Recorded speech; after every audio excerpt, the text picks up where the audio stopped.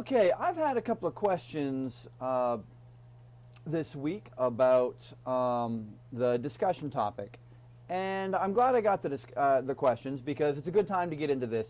We're starting the discussions where we should start to know how to research, the different things that are good for researching, and that's where some of these questions are cropping up.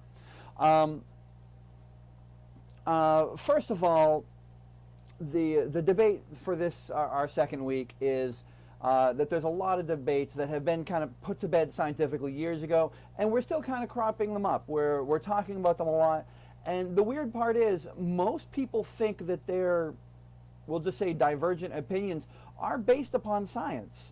If you like this guy researching video game effects, there's a whole lot of people that think that video games make you violent and that science proves this.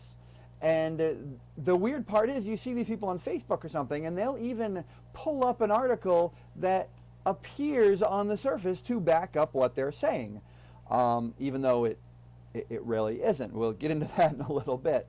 Forgive me, I'm using a new microphone this time, so hopefully it'll work out just fine. And because occasionally you'll even see a scientist in the debate, and they'll be kind of cheerfully debating while all their colleagues are just doing the face palm type of thing, wondering why they're still going on about this. Or in some cases, as we'll get into the video game debate, why these people seem to be intentionally misleading their readers or the general public. We'll get into that in a second. Okay, first of all, the fact is, if you research something badly, you'll find a lot of different things. Sorry, my computer just keeps updating here, and it's very annoying. So you can find opinions to back up virtually anything that you have, any thought that you have, no matter how crazy it is, you'll find something out there.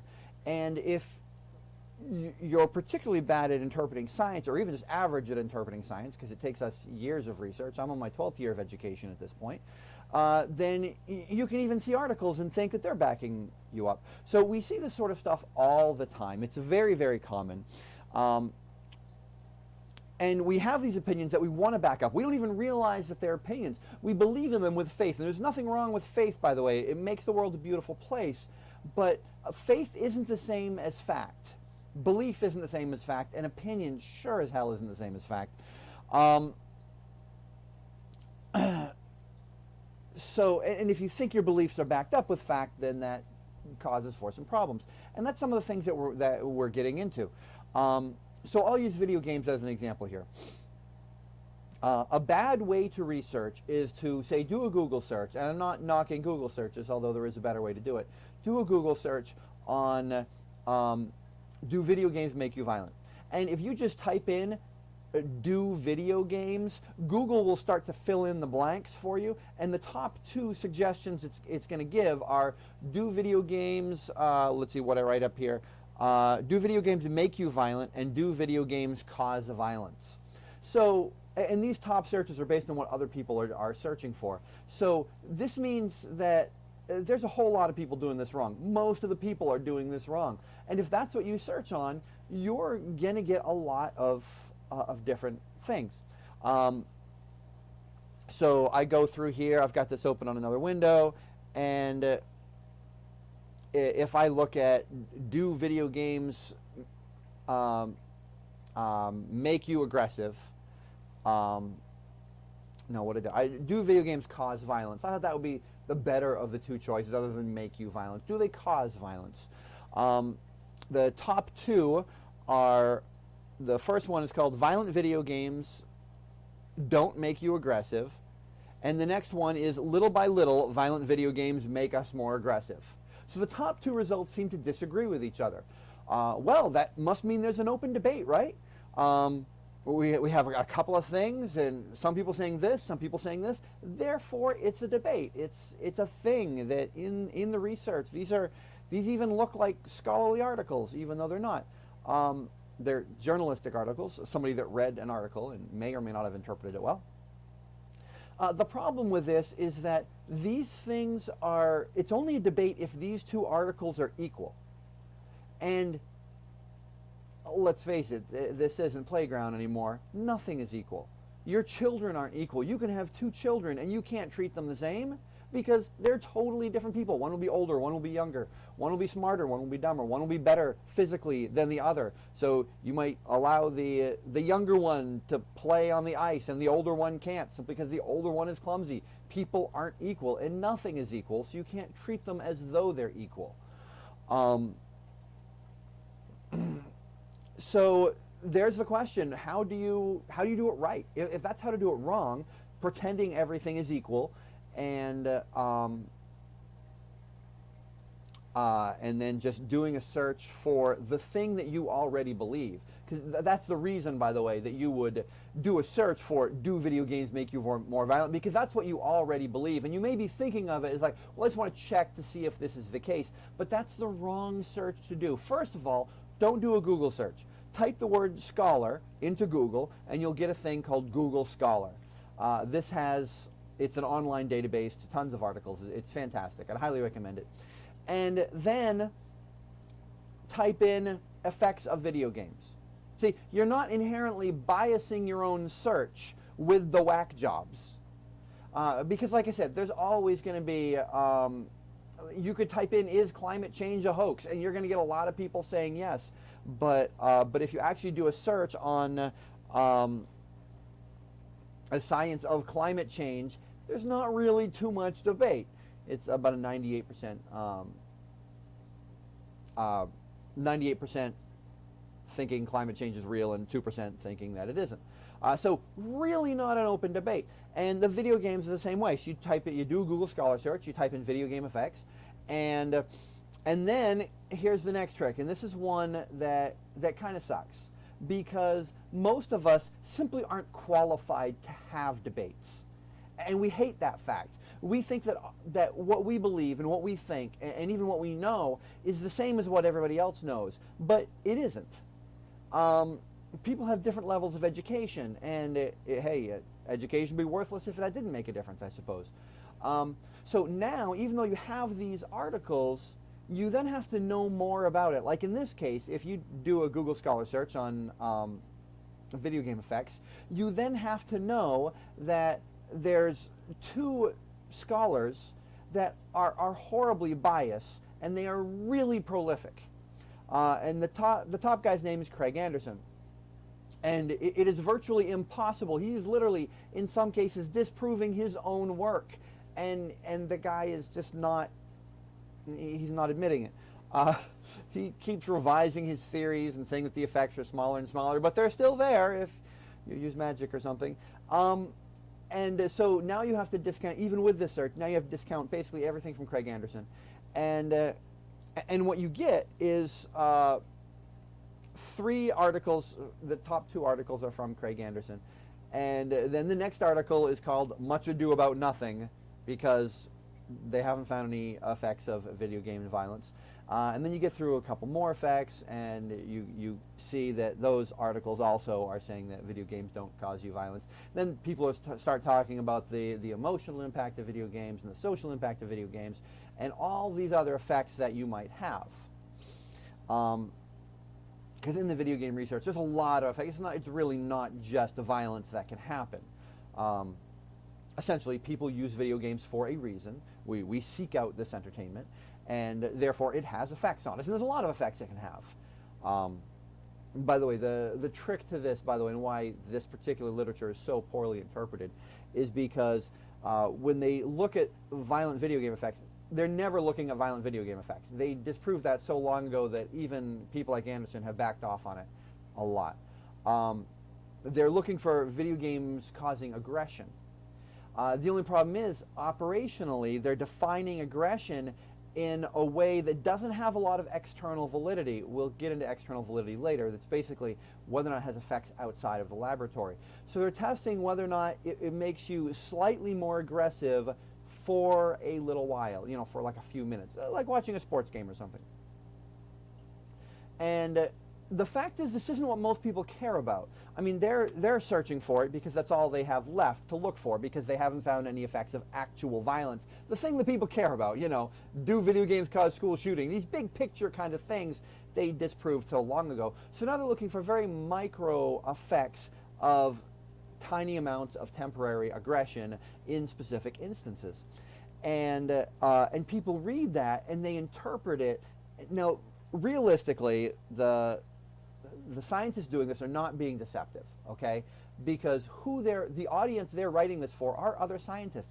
They're not publishing this in USA Today. They're publishing this in Psychological Bulletin and places that are designed for other scientists to read. So when we read effects of aggression, we know that we're not talking about violence. We're looking at very small effects. We're looking at things that most people won't care about, but we do, because these are the sort of effects that we're looking at. But when these are interpreted by journalists, it does mislead the public, and it's not purposeful. I do actually have respect for Craig Anderson, and I honestly don't think that he's purposefully misleading the American public by doing this, but he is unintentionally misleading the American public because he's giving people evidence to base false beliefs on, which they're more than happy to do. So you get these vastly different results if you just search for it correctly. So when you're looking for things, don't look to back up what you already believe. Look for the general effect, and you'll have far more luck, and you won't kind of back yourself into a corner, and more importantly, you're not going to be horribly, horribly wrong. Nobody likes to look stupid in public. So the next thing we're going to use as an example is pot, because marijuana is another one of these debates that's kind of been put to bed just decades and decades ago. But there's really bad PR on both sides of the debate. Both the pro-pot and the anti-pot debates are just filled with people using emotional appeals and red herrings and distractions, and there's hardly a fact to be found on either side. It's really kind of depressing if you get right down to it. And so we have a lot of people currently looking to legalize marijuana. As a matter of fact, in Colorado, it was, I think in 2010, it was legalized. But there's a lot of misconceptions about even that. For example, it was legalized, I think, by a 54% margin. It was a majority, but it wasn't a very big majority. It's not like everybody in Colorado wants pot. Almost half of them don't. And they're putting that up to a referendum this year as well because, well, frankly, it hasn't gone very well. And I'll get into that in a second, but there's been some really negative effects of it, and the people aren't liking that.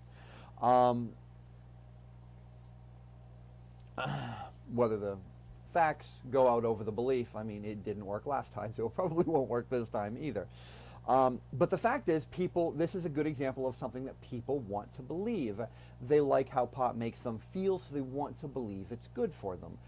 They at least want to believe it's not bad for them, but some people go so far as to think it's good for them. They'll refer to it as an herb, they'll say it's medicinal, a great example of how sometimes we're just not qualified to understand or even debate some of the properties of these sorts of things. We're not chemists, we're not medical doctors, saying something is medicinal or not.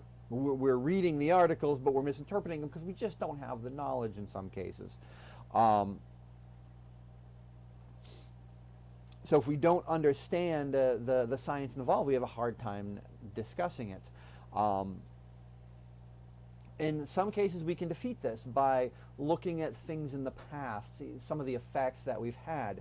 One of the big arguments, we have Colorado as a guinea pig at this point because they did legalize pot about 4 years ago. And we can start to see some of the effects. It took a couple of years for the effects to come in. And we've actually had the first report in August of 2014. We had the first report on what the effects are. It takes a lot of time for health data to come in and whatnot. And I'm reading this off here so that in case people, if they're interested in the debate, they can look at it. It's called the Colorado Rocky Mountain High Intensity Drug Trafficking Area Report, the effects of the legalization of marijuana. And they come out with these high-intensity drug trafficking area reports for all the areas, and the Rocky Mountain High area is one of them. And obviously it has changed a lot. And some of the effects that they've had have been kind of staggering. For example, they found that previously, as most people know, drunk driving very bad. We all know that's a bad thing.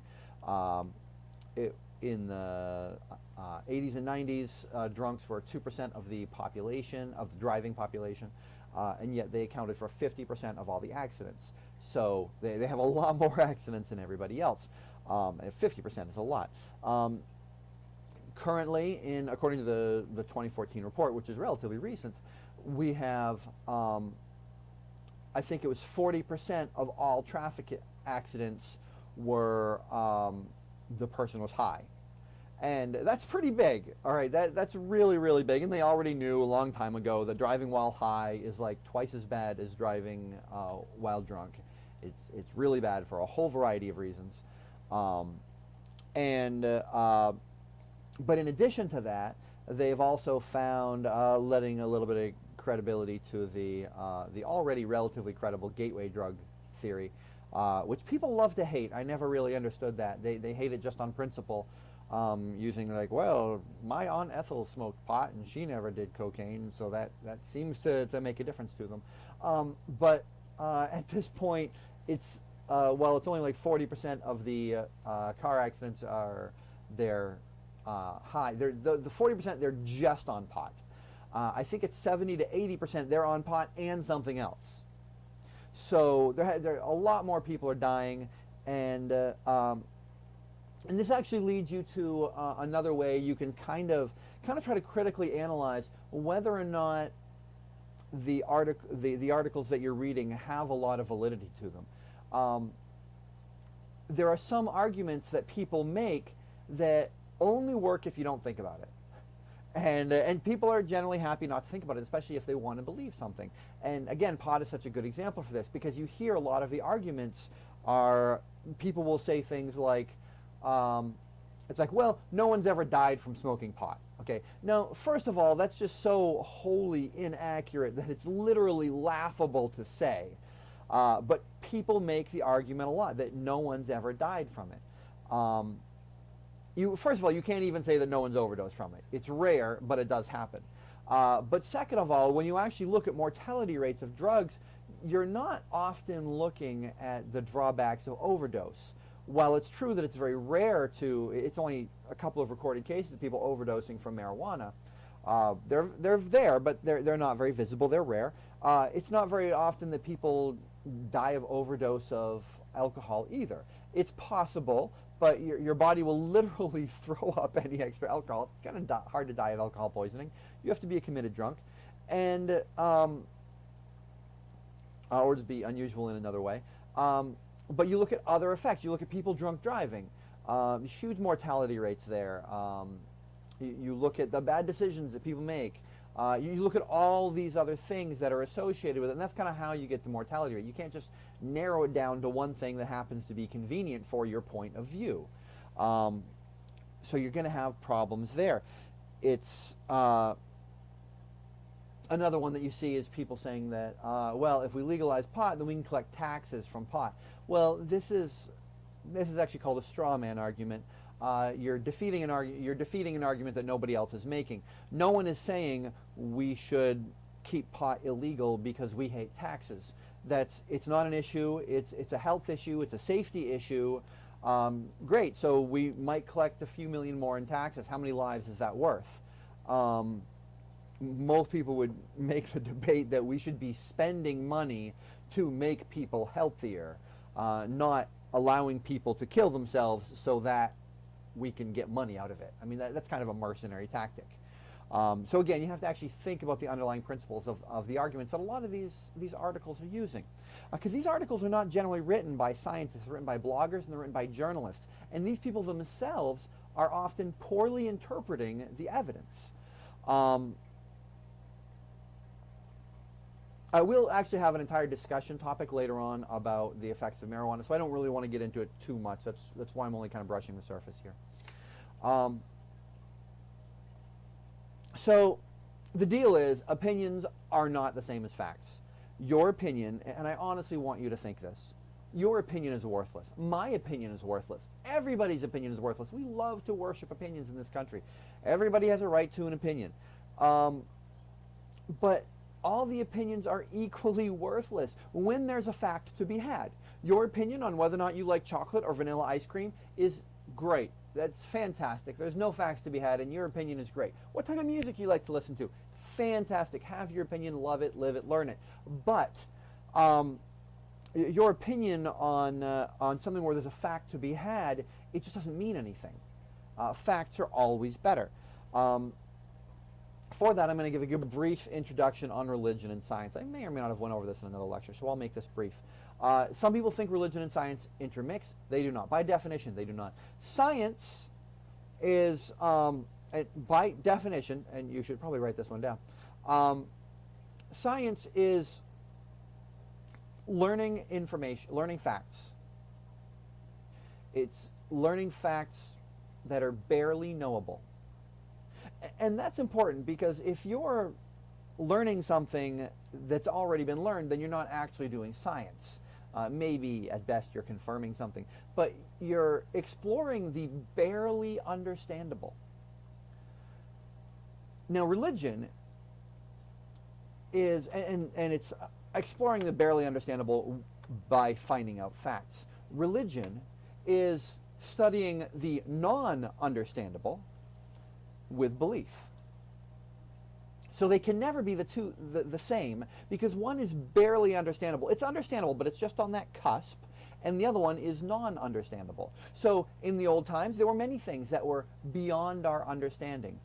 So we made up religion for it, based upon faith. Why is that big light in the sky? Well, clearly that's a god, and it brings that giant, we'll call it a sun, across the sky on a golden chariot. And then later on we found out facts, and what the sun is up to on a daily basis went from the realm of religion to the realm of science. And now we can study scientifically what the sun does, its orbit, heliocentric, geocentric, all that stuff, blah, blah, blah.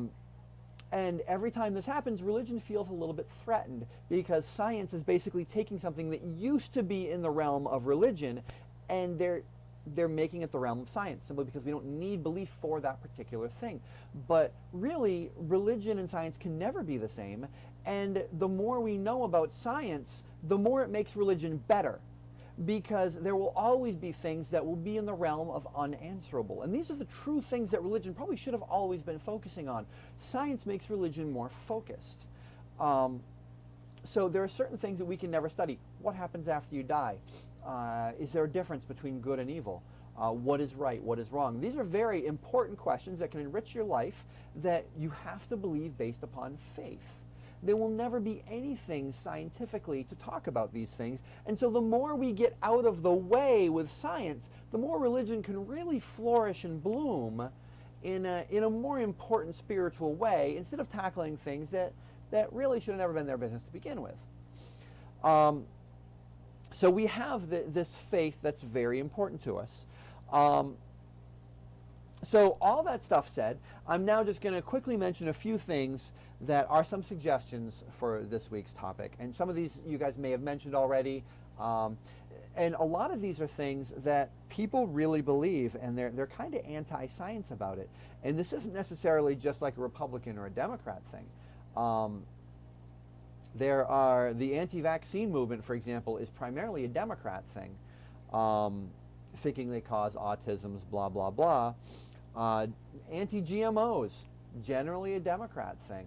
Anti-evolution, generally a Republican thing. So you can't really even say this is split along political or party lines, but a lot of these things are very scientific debates that people put religion, faith, and morality into. And like I said, a lot of people think their opinions are based upon facts. So here are some examples of things that feel free to use, but again, you got to look them up. Legalization of marijuana, whether that's a good thing or a bad thing. Whether or not marijuana is good for you. By the way, just as a tip, all those things on medical marijuana, hardly any of them are ever done on smoked marijuana. Smoking is bad for you. You're sucking fumes into your lungs. It causes cancer. Latest reports say that a single joint is the equivalent of smoking about a pack at a time, pack of cigarettes at a time. The smoke is really bad for you. It does cause analgesic, which means pain-reducing effect. But they're only supposed to prescribe this for people who are on their deathbeds. Doesn't matter if they get cancer in 5 years. They're not going to live 5 years, so you just reduce the pain. Genetically modified organisms. In this case, we'll talk about plants. Vaccines. Are they good? Are they bad? Should you have the right to not have your kids vaccinated? Fluoride in the water. There's a big one. Release of genetically modified mosquitoes into Florida. We genetically modify a lot of things. It's not necessarily just plants. Homeopathic medicine, alternative medicine, Eastern medicine. You can get into chiropractors. You can get into acupuncture. Yoga. Oh, there's a big one. Effects of pornography. Effects of video games. Here's one of my favorites that I've just picked up recently. Is reading a book better than watching TV? Here's something that we really believe strongly, but do we really have any reason to believe it? I mean, on one argument, you have books are, there's more detail. Like, let's say you're taking equal things here. You're watching a Harry Potter movie or reading a Harry Potter book. There's more detail in the Harry Potter book, but it's a lot less efficient. I could watch the entire series in the time it takes to read the first book. So is it necessarily better or worse? We believe it, but there's very little evidence for it. And then I would actually recommend a show. I think you can catch it on Netflix. You can usually catch it on YouTube. It's a Penn and Teller show called Bullshit, and they go over a lot of things that are people think are sciencey that aren't necessarily sciencey. You know, the facts are typically in. And they have a couple seasons of it, and there's a lot of topics that you can get in there if you're just searching for topics, and frankly, I think it's an interesting show as well. There's a couple things they don't necessarily do that well. They have a tendency to call their friends in as experts instead of experts in some cases. They belong to a skeptical organization, and sometimes they call those guys in as atheists, magicians, and whatnot. I mean, as experts. So if you have any questions, go ahead and give me an email. This is kind of a response to some of the emails that I've been getting. And just try to keep all this stuff in mind when you're doing the research.